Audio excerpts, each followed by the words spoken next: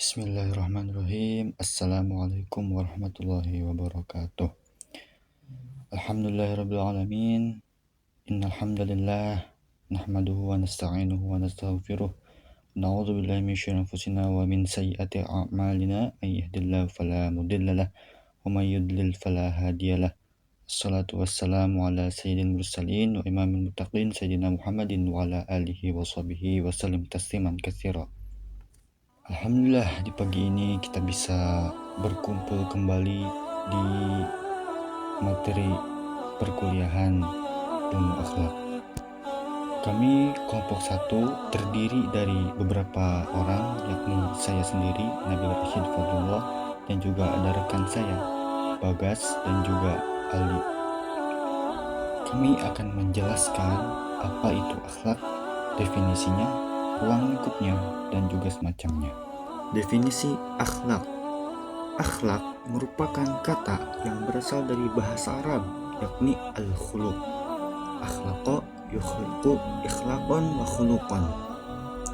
Dari akar kata al-khuluq terbentuk kosakata al-akhlak. Nah, dalam bahasa Indonesia, akhlak itu merupakan dorongan dalam jiwa seseorang untuk perbuatan yang baik atau yang buruk sebelum dapat berpikir logis dan emosional. Akhlak juga mungkin tindakan yang menjadi kebiasaan atau adat, dan dengan demikian akhlak itu menjadi kepribadian.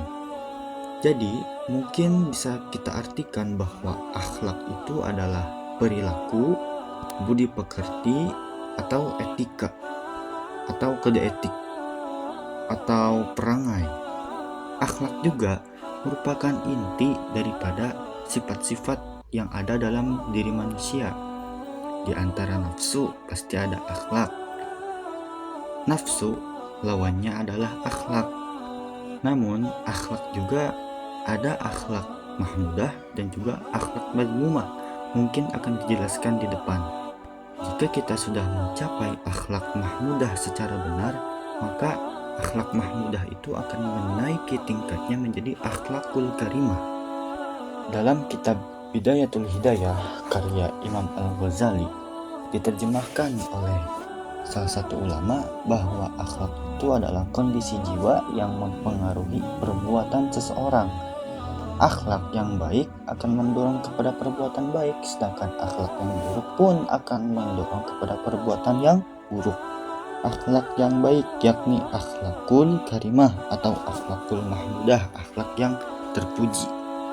Akhlakul karimah atau akhlakul mahmudah itu didorong oleh akal, oleh pemikiran akal sehat kita, atau mungkin dituntun dengan hati nurani kemanusiaan kita, karena manusia adalah hayawanun natik atau hewan yang berbicara atau hewan yang bisa berdiri secara tegak.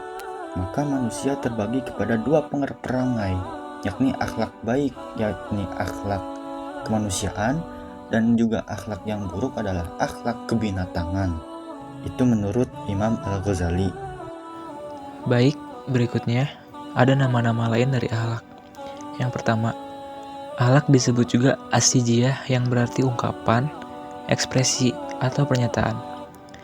Lalu yang kedua, akhlak juga disebut dengan tabi'ah yang berasal dari kata taba'a yang artinya mencetak.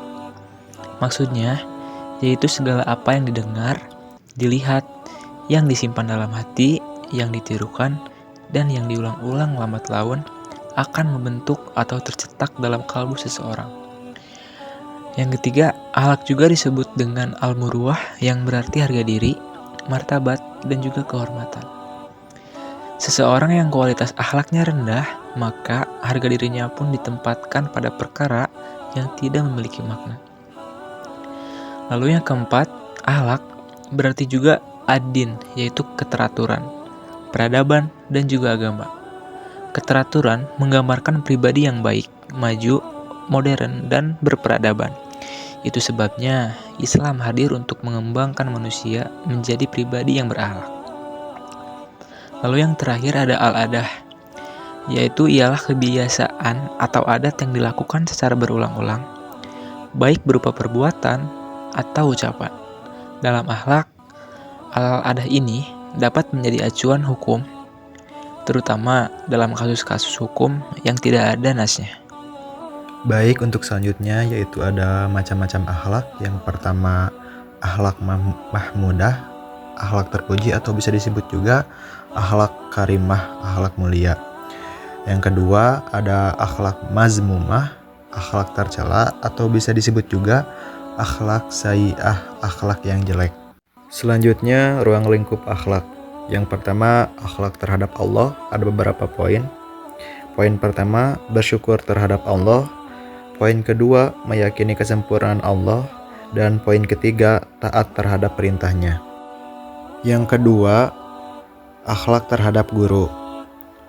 Memuliakan dan menghormati guru termasuk satu perintah agama sebagaimana sabda Rasulullah SAW yang artinya, muliakanlah orang yang kamu belajar darinya. Hadis riwayat Abu Hasan Al-Mawardi.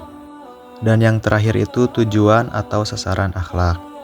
Tujuan dari pendidikan akhlak dalam Islam adalah untuk membentuk manusia yang bermoral baik, keras kemauan, sopan dalam berbicara dan perbuatan, mulia dalam tingkah laku perangai, bersifat bijaksana, sempurna, sopan dan beradab, ikhlas, jujur dan suci.